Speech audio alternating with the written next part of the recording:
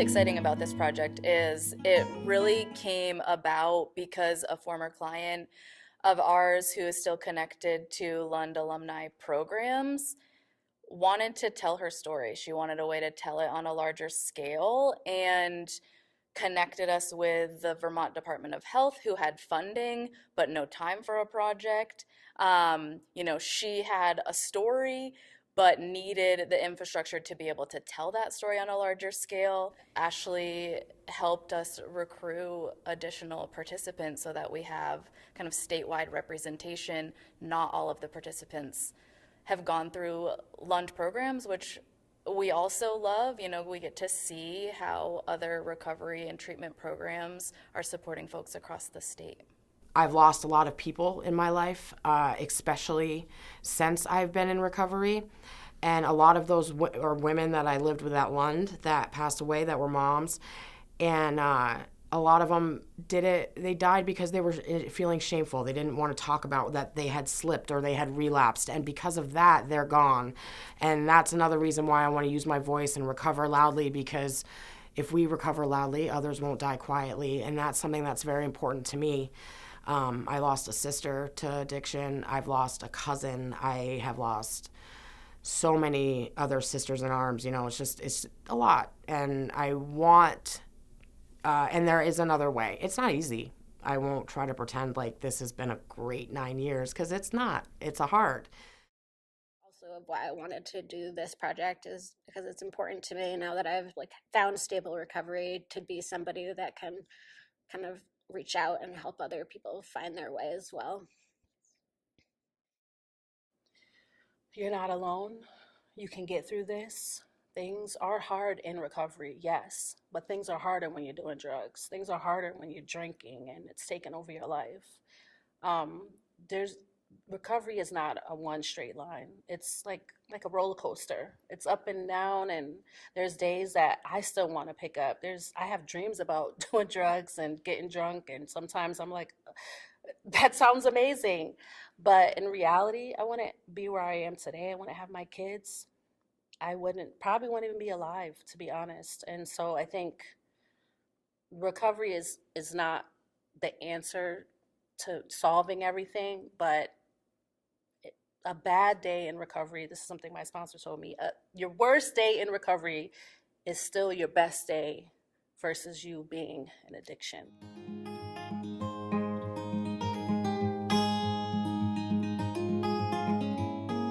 One thing that I think was really important is that my parents also got involved with Al-Anon, and they had a counselor as well to kind of help deal with my issues. And that was also a really big thing that helped them learn to kind of take a step back. The thing that was most helpful for me in my recovery is knowing that there was at least one person who believed in me and who believed that I could achieve better and that people can change.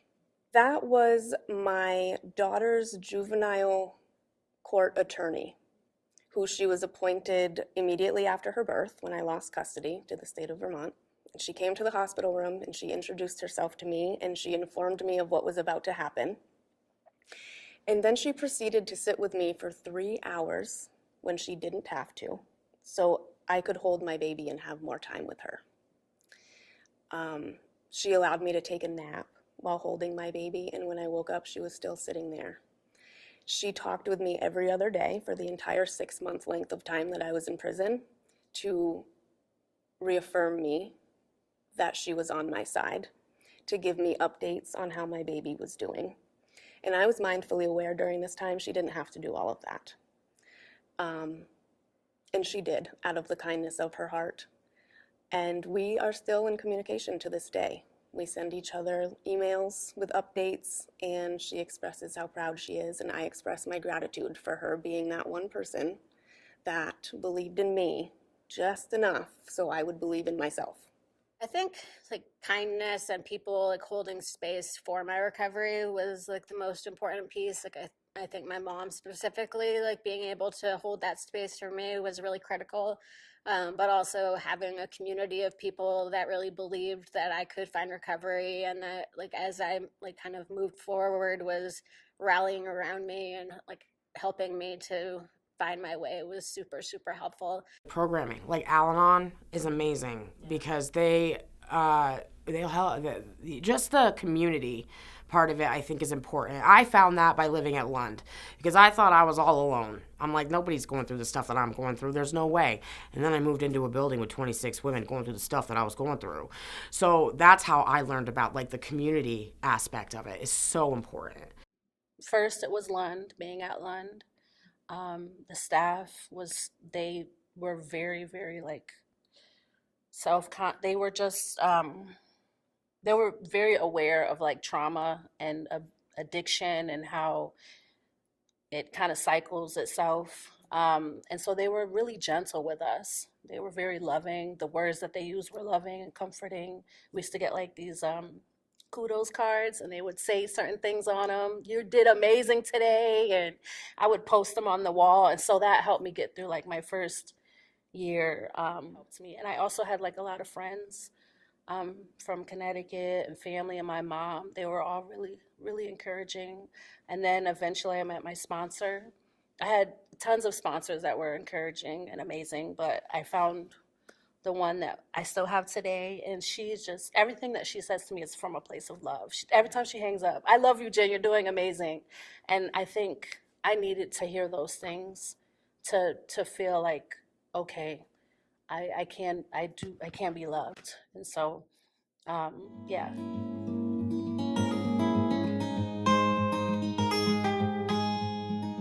Being a mom in recovery is hard. Life's always a balance, but there's a lot of extra balance with doing all those things that are like self-care and taking care of yourself in your recovery, which has to come first. And I figured if it could help one person, then it was worth doing it. The thing that keeps me on track right now is my daughter. For the most part, she keeps like my head on my shoulders, and she reminds me of what's important and why I'm still here. Like there's reasons that I made it through my addiction and have been able to come out on this side, and she's a huge part of that. I'm pretty convinced that she needed to be born for some reason. The stuff that we went through and the things like, just my birthing story alone is enough, and there's so much more after that. So there's a reason she's here. I don't know why, because she's only 9, but there is a reason. And she saved me. She gave me the strength that I needed to realize that I needed the structure and support of more help than I was getting, and that's what I got, and that's how I am where I am now. And she's definitely the driving force. Plus, she's a wild child, and she keeps me on my toes. Being a parent in recovery is like the most important and fulfilling part of my life. I think that having kids and having my daughter in early recovery gave me the motivation to move forward and prioritize my recovery. And I wouldn't necessarily recommend somebody do it that way, but I think that people can find motivation, and the love of their children can be a driving force in putting the work into their recovery. And that's how it was for me. And I love children, and so being able to help parents find their way into recovery so that it will benefit their children and of course themselves is something I'm really passionate about. When I became a parent, I wasn't in recovery. I was sober, but I wasn't in recovery. And then they gave me, with my dad, I couldn't stick up for myself. I couldn't stop blaming myself for what happened, which kept me in that cycle with my father. But once he told me he would treat her the same way he was treating me, I realized that she doesn't deserve those things. And it made me realize maybe I didn't deserve those things.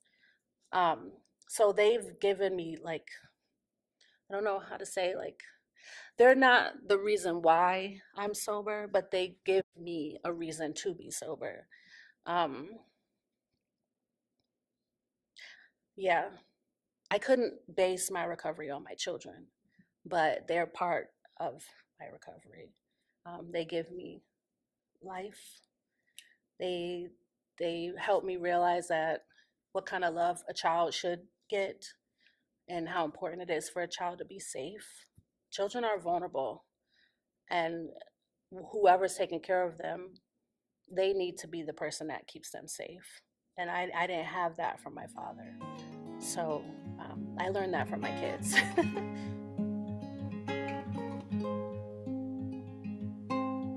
Being able to be honest and talk to my family and my friends about my addiction the way I would about anything else, not feeling that guilt and shame. So yeah, I feel like there's like a process to being in recovery. There's a lot of work to it, and it doesn't feel good. Don't nobody want to like look at all the bad stuff they did. Nobody wants to do that and be like, okay, I did that. Yes, I did that. How can I make it better? I've told my story many times, and the pity eyes that you can get from people are really kind of hard to handle, because that's not why I'm doing this. I don't need pity or sympathy. I'm trying to hopefully help people. My kids are the thing I'm the most grateful for. I have 3 kids. My daughter is 7, and my middle son is 5, and our youngest is 2. And they're just each so unique and fun and funny and really brighten up our lives like all the time. Like I don't think I've had a bad day since I've had them. Like I mean there are hard moments in each day, but there's like always, I don't think I've ever not laughed like any of the days since they've been born. Like they bring so much joy, and I just really love being their mom. I'm grateful for so many things, but I think in general, the most grateful I am is just knowing that I'm doing good every day, going to bed at night knowing that I'm going to remember it in the morning and that I'm proud of what I'm doing. I have so much to be grateful for. I feel very fortunate. Probably my wife is probably actually what I'm most grateful for. Although, I mean, maybe my sobriety, because without that, I definitely wouldn't have my wife. She's way out of my league. She doesn't know it, but she is. Maybe she knows it, but yeah, probably my sobriety. If it was, I need that before I get any of the other gifts. My hope for myself is to find contentedness that I never have had. I've always lived in a chaotic lifestyle, and for me, I really don't think when it comes to me, I have a hard time thinking of the now. I think about the future, and when I'm in my 60s and I am sitting at a lakeside just relaxing and having found peace. And that's all I want for myself, is just to find contentedness and peace. And I'm getting there. It's taking forever. I mean, instant gratification is real. I am most grateful for the second chance that I was given, for my children, and to be having this life.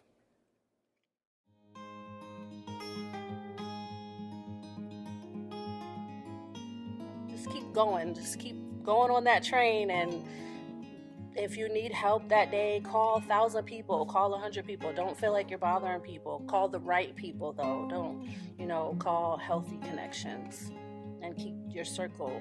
Stick with the winners. So if you see someone that's doing great in that meeting or a recovery meeting, or someone in society that you look up to that's doing what you want to do, then kind of stick with those kind of people. I think so often in the line of work that I do, I see people from so many different backgrounds with the same problem. And I feel like it's so important to know that you don't have to wait until things get to be as bad as you think they have to be. Just show up. One day, sometimes 1 hour, sometimes 1 minute at a time, but to show up for it. It gets better. Probably. Yeah. Keep on keeping on. Yeah. It is about recovery, personal growth, overcoming hardships, realizing there is a grander plan for our lives and the hardships are a part of it, and understanding the power that our thoughts and emotion have over our own lives.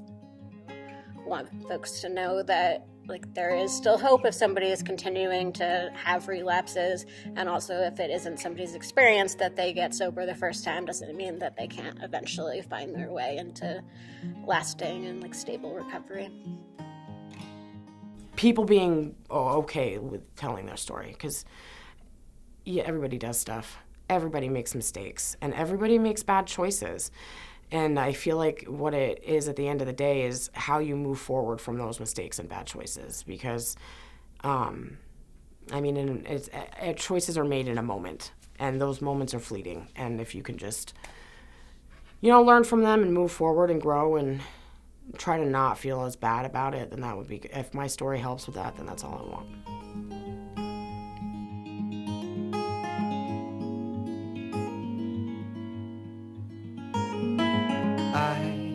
Heard the bird was by your door,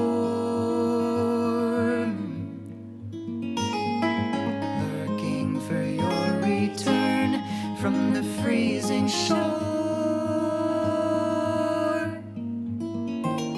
When that bird goes flying to war, what it puts you through, you need so much more than an easy to